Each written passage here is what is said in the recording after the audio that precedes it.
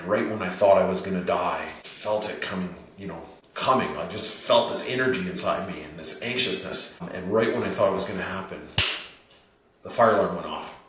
And it was such a weird experience to have this, in a sense, this energy release. And what I thought was going to be my death, and it's a fire alarm. And there's a nurse down the hallway yelling false alarm. And so to me, very symbolic, very powerful. However, I kind of went from being somewhat accepting death to then being paranoid and convinced that someone or something was trying to kill me, and I no longer felt safe in the hospital. So I basically left. And lots of other details which you can definitely read in the book, but fast forward the next morning, I basically got brought back into the hospital by the RCMP and was arrested under the Mental Health Act, which I never thought would happen to me in my life. I'm Jim Wiedrick. Every day I'm working to transform healthcare in Southeast BC. I'm an emergency room doctor at the Kootenay Lake Hospital in Nelson. I think we can all agree that health and healthcare are at the center of it all. And with that in mind, my big idea is to bring together a wide spectrum of people for conversations to see what we can do to help optimize our healthcare system, how to make it the best for what we're going to need in the short and long-term futures. With that in mind, I'm super stoked to be joined today by Gerry Taft. Gerry is a gentleman I've gotten to know over the last couple months who's a Columbia Valley realtor, and Gerry has a broad experience in municipal politics. He currently serves on Invermere Town Council. He spent 10 years as the mayor of Invermere, and I recently read his book that's been published this year, The Safe Word is Pineapple. It's a vulnerable and fascinating memoir in which he shares some of his journey through the healthcare system most recently. And there was a lot of cool stuff to learn from his own experience, and I'm looking forward to discussion today. Good morning, Gerry. How you doing? I'm doing well. Thanks, Jim, for inviting me to participate and have a little discussion. Yeah, this is a fun project, and so if you're willing, share a little bit with us about your own journey in life and how you came to write this book. So I've been busy, as you mentioned, between local government politics and real estate and working hard. And last summer, around August of 2023, I was potentially reaching a point of burnout. I was definitely taking on a lot of projects and piling on more and more work. And it's interesting, around that time, I heard a statistic on the radio that said that, 1 in 3 Canadians may suffer from mental health or have some sort of experience. And the number seemed really high to me. I thought I was immune. I just thought that would be something that I would never face in my life. And within a few weeks of basically with less than a month after that, I was suddenly struggling, really struggling. And I'd been at a conference in Vancouver, and on the way back to Invermere, I was in a hotel in Calgary, and I was pacing the room, writing a book in my head, trying to solve the world's problems. And and it is a frustrating thing in the world today when we see homelessness getting worse, we see mental health getting worse, we see affordability getting worse. There's so many challenges out there, and if you do care and you're involved as a leader in whether it's an elected capacity or in another capacity, and you put all this effort in, and then you see that things are getting worse faster than they're getting better.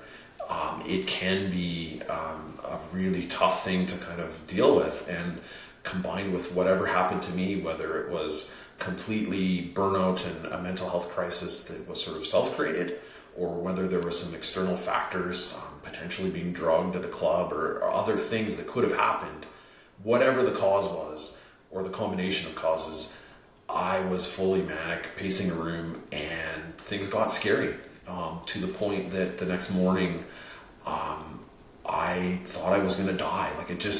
And I was so afraid of ending up in a psych ward or a hospital in Calgary with strangers. And I phoned a crisis helpline, and I made it home to Invermere. And at the time, I needed to see my kids before I died.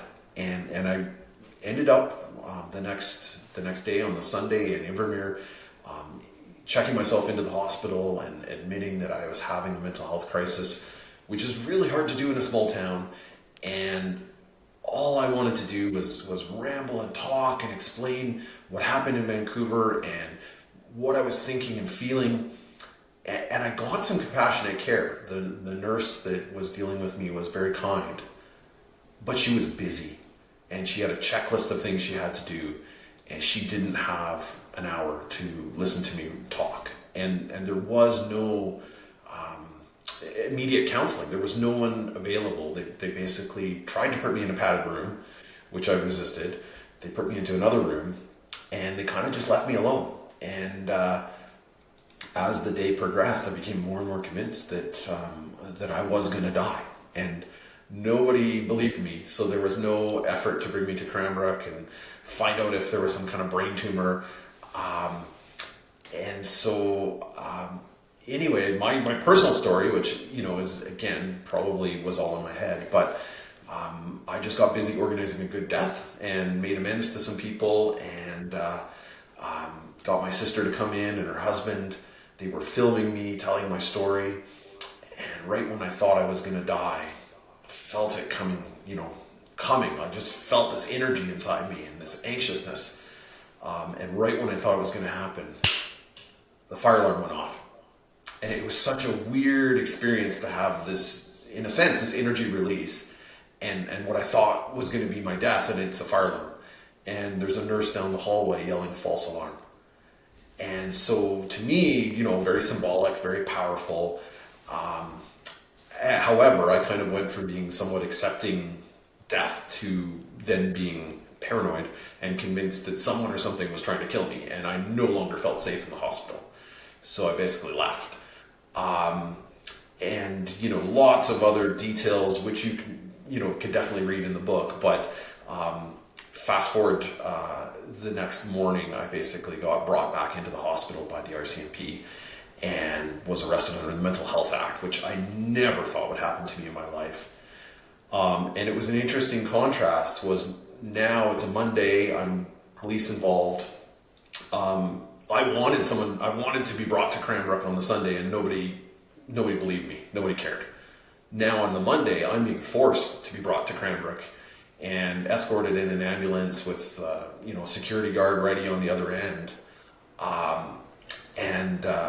And here I thought I might only have a day left to live. I didn't want to spend my last day on earth in waiting in the Cranbrook Hospital, but I had no choice. And so that was an interesting experience through, my small taste of the healthcare system, was that, as a patient, there isn't really, especially in this circumstance, there wasn't a lot of choice. The system kind of told me, no, you're not getting this on this day. Now you're getting this, whether you want it or not. And again, in the Cranbrook Hospital, there was an admissions nurse who was very angry that we showed up, that there was more work to do, and she basically went and did other chores and left me and the paramedics there for quite a while.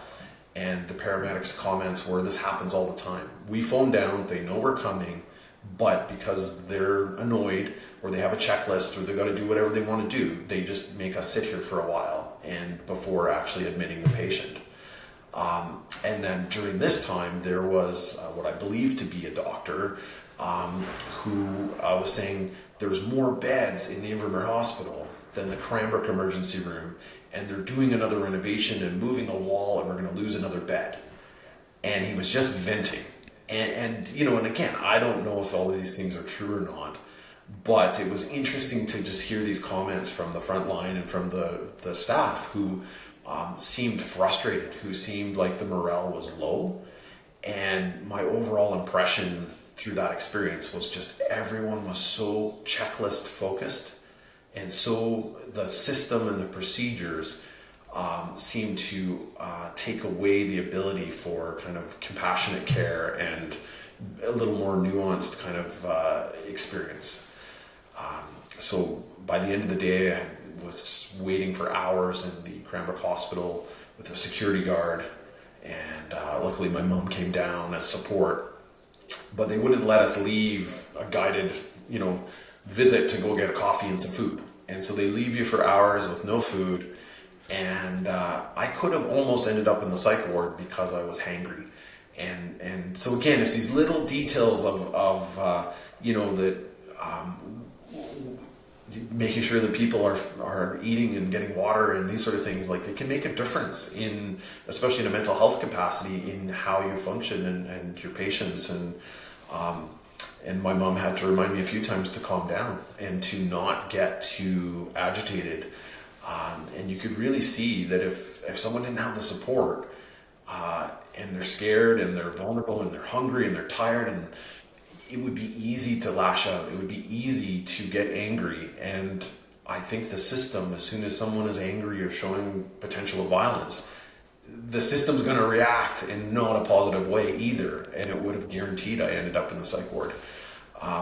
So when I did finally see the psychiatrist came, I wanted to tell my whole story. And he didn't want to listen. He had a checklist, and he was tired and hurried. He was on call, and so I basically had to just tell a partial truth. I had to just tell him, in a sense, what he wanted to hear. And the end result was he prescribed a low-dose antipsychotic sleep aid, and informed my mom and I that all the pharmacies in Cranbrook were closed for the day, and we could get it filled tomorrow.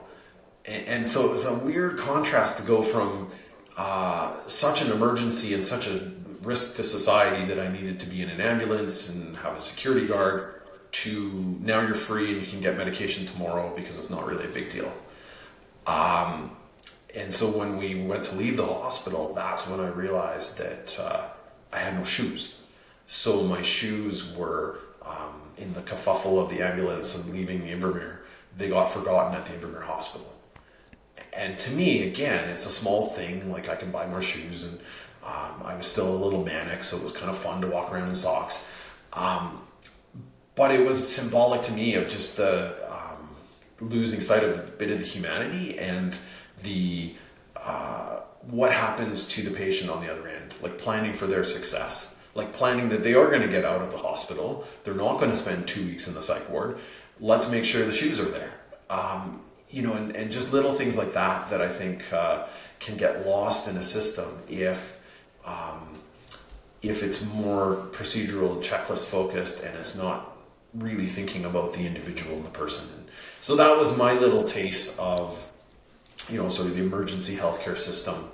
I had excellent access to a family doctor, which not everybody has.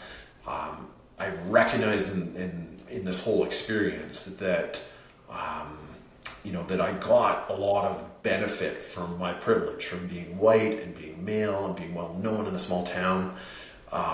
People gave me the benefit of the doubt, and I kind of recognized in the middle of this that if I was First Nation, if I had a criminal record, if I had a history of mental health, if I had a history of violence, the treatment that I would have got would have been so different.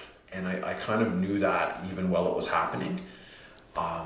But the scary part is that even though I got this amazing treatment and the benefit of the doubt, I still didn't get, there was no counseling. There was no one had time to listen. And the care that I got was still barely enough, and it was just barely enough. And so that part is scary, and when, in the arms of, I think there are resources out there for counseling, but the psychiatrist doesn't refer, doesn't connect you with them, or the other people don't. And if you're in a vulnerable state and you're having a hard time concentrating and you're struggling to navigate on your own these different systems is impossible. And even asking a friend to help me find a counselor, and he sends me a link to a website, to a private counseling company with an intake form. I can't deal with that in that moment. That is not help. And so, I don't have all the answers, but I definitely did see the value in just having someone available to listen, someone that's just not focused on a checklist.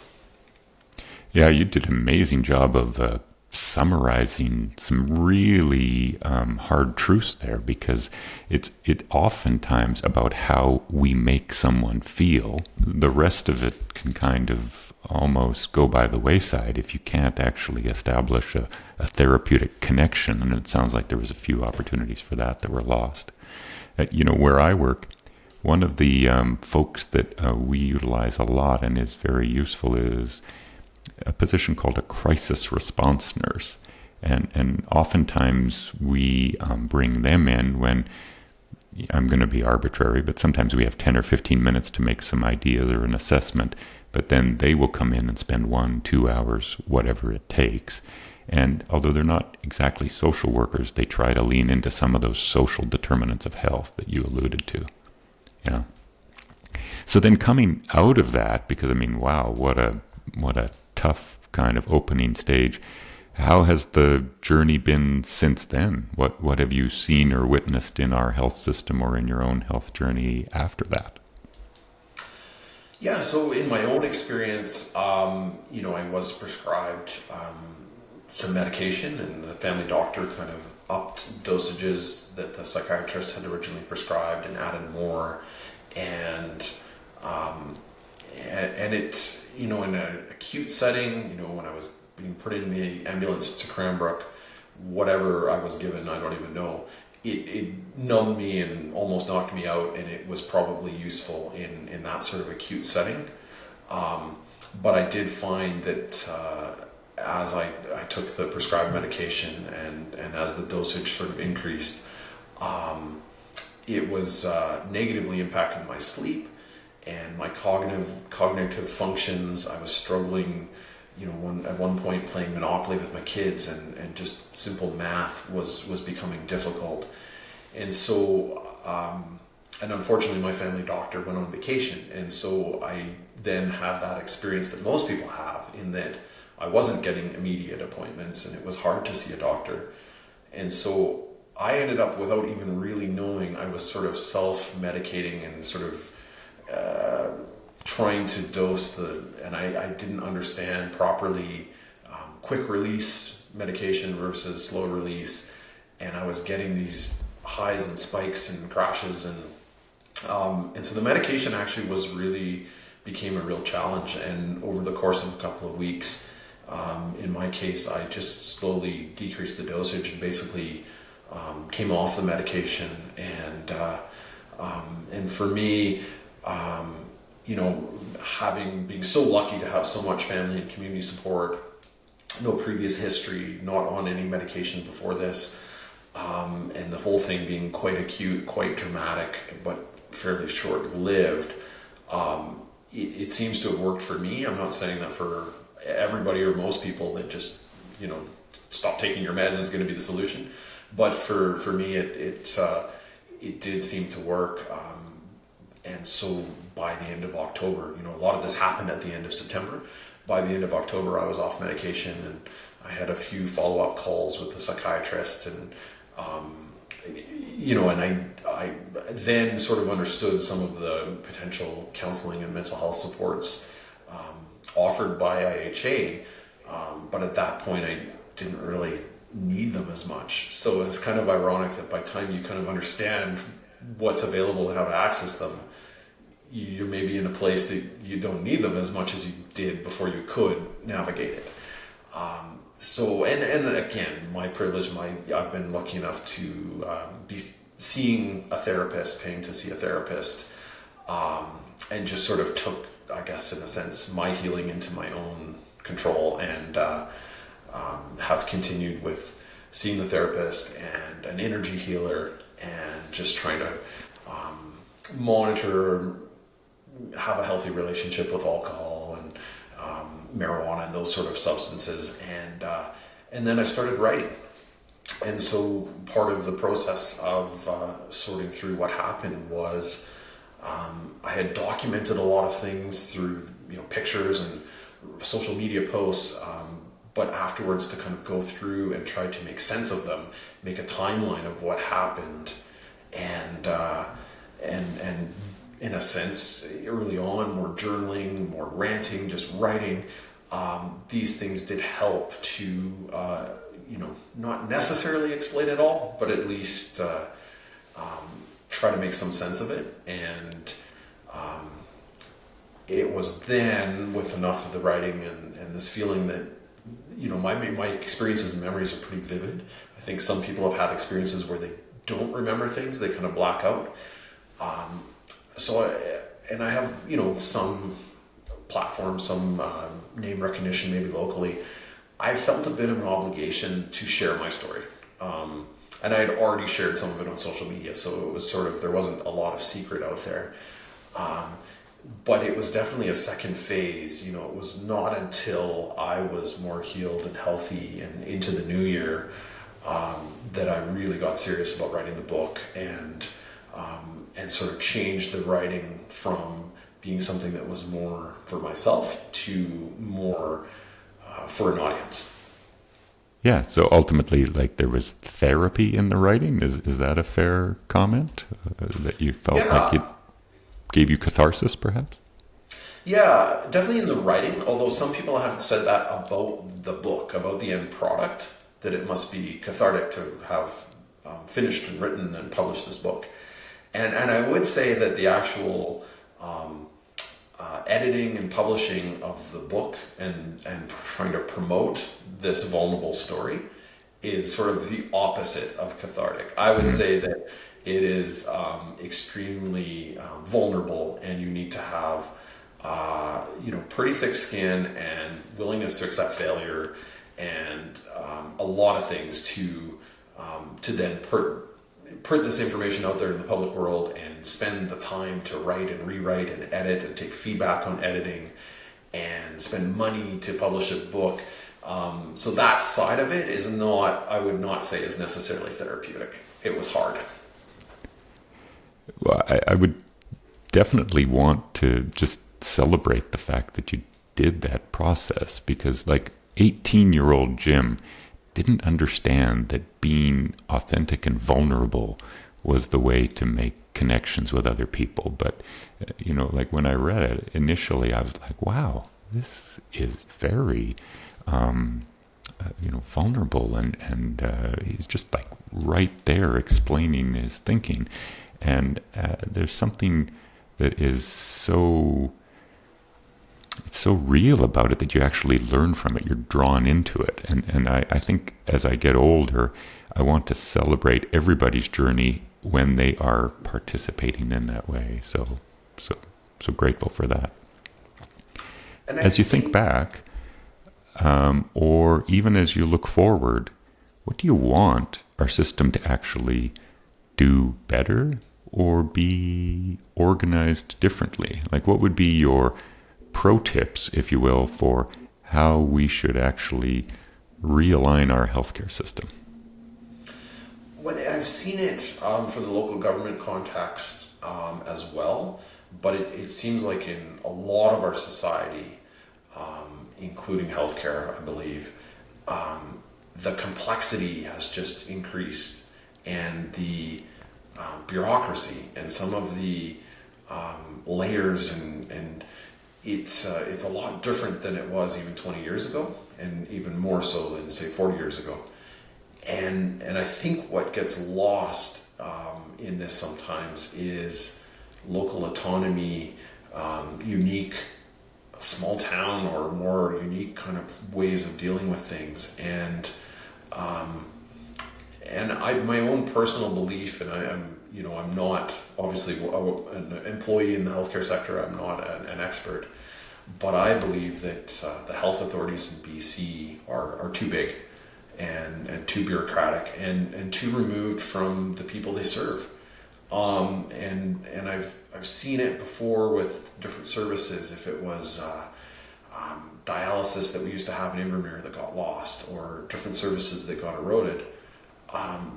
A lot of the time, if the managers live in Kelowna or the managers live in a major center, it's easier to manage people where you are. So they want to centralize a lot of the services into those centers where the managers are. That doesn't mean it's the right thing to do.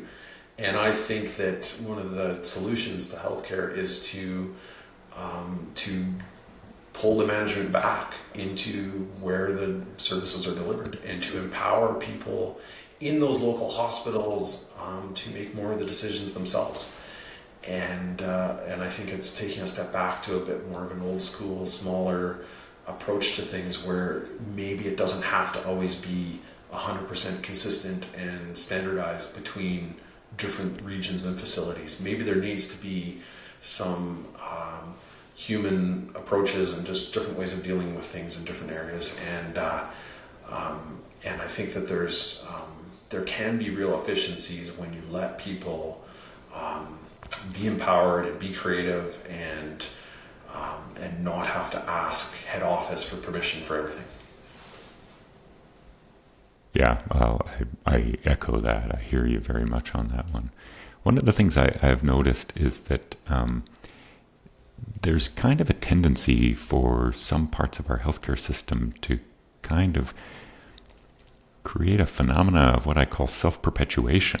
We kind of are creating some layers of, maybe bureaucracy is the word, and then they kind of exist to make sure that they continue to exist. And I see a trend where that's a bit of a magnet for some of our best performing, even frontline providers. They maybe get a promotion or they don't have to work nights or weekends, and they pull into those spaces. And they're good people. This isn't about the actual people. They're good people. They have good intentions, but then we're kind of creating a stasis. Things are stuck. So I would love to break free of that, and I don't think I have a magic bullet for that, but I'm sure trying to find one. And again, it's beyond, I'm not an expert on this, but I've seen before where, for example, in Invermere, they've struggled in different points of time to have enough nurses. But the challenge is a brand new nurse that's just come out of schooling is on call, and they could sit around forever and have no shifts, or they could be completely overwhelmed with too many. It's feast or famine. And then that person says, you know what, this is not sustainable, and they go somewhere else to get a permanent position.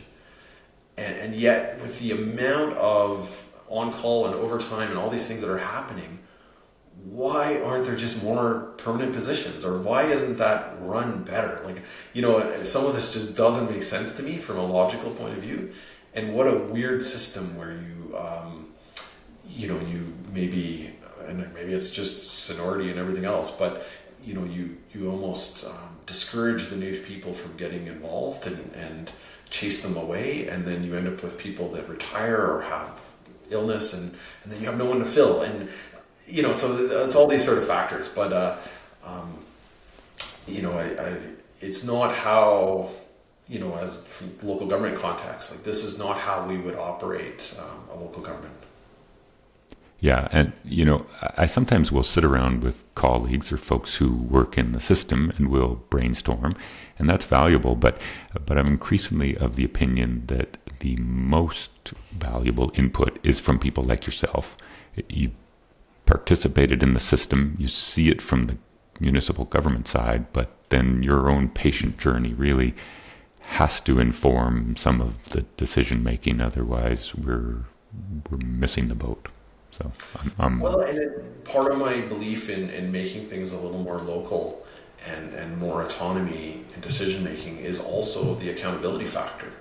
Is that if the manager, administrator in your hospital has more control, and they are also more accountable. So if something goes wrong, or there's some sort of something that's not working, the people in that community, in that region, know who to talk to and who to complain to, or know who the problem might be. The problem with a monster bureaucracy is if you have an issue and you try to go through the channels of IHA or Coastal Health or whatever health authority, it's almost impossible to kind of protect inferior service and inefficiencies, because the bureaucracy is so complicated, nobody even knows how to sort through it. And that becomes, I think, potentially an excuse in a way for not solving the problem and not looking at the real issues. And it allows it just allows things to operate in a really inefficient way. And again, maybe this is when I was in more of a paranoid state. I honestly believe that elected officials in Canada and our political process is very transparent. Where I think we have problems, where there is no transparency and no accountability, is in middle level management and bureaucracy.